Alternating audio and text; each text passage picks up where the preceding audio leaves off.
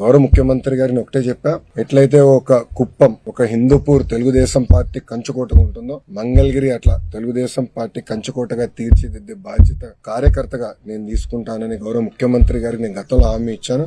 ఆ దిశగా అహర్నిశలు నేను కష్టపడి మంగళగిరి ప్రజలు కలుస్తున్నా, వాళ్ళకున్న సమస్యలు పరిష్కరిస్తున్నా. ముందు ఇంకా ఎక్కువ పనులు కూడా చేస్తాం.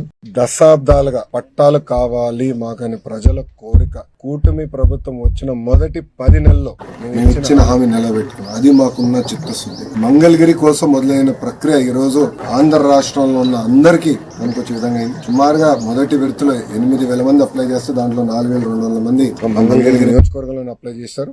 రేపటి నుంచి సుమారుగా 6 రోజుల పాటు ప్రతి కుటుంబాన్ని నేను కలుస్తున్నా. ఏదైతే నేను హామీ ఇచ్చానో బట్టలు పెట్టి పసుపు కుంకాలతో నేను పట్టా ఇస్తాను, హామీ నిలబెట్టుకునే ప్రక్రియ రేపటి నుంచి ప్రారంభమవుతుంది. అది చూసి ఆంధ్ర రాష్ట్రంలో ఉన్న 164 తెలుగుదేశం, జనసేన, భారతీయ జనతా పార్టీ శాసనసభ్యులపైన ఒత్తిడి పెరుగుతుందని భావిస్తున్నా. తప్పనిసరిగా అక్కడ కూడా మా ఇంటి పట్టాలు ఇవ్వాలని ప్రజలు ముందరికి వచ్చి అడుగుతారని నేను భావిస్తున్నా. దానివల్ల కూడా అక్కడ కూడా ప్రెజర్ పెరిగి పట్టాలు ఇచ్చడానికి అద్భుతమైన అవకాశం ఉంటుందని అనుకున్నా. మీరందరూ ఒకసారి ఆలోచిస్తే ఇప్పుడు ఈ రోజు ఇచ్చిన పట్టా ప్రభుత్వ విలువ 9 లక్షల రూపాయలు. 9 లక్షల రూపాయలు ప్రభుత్వ విలువ. ఇంకా మార్కెట్ విలువ ఎంతో మీరే అంచనా కట్టచ్చు.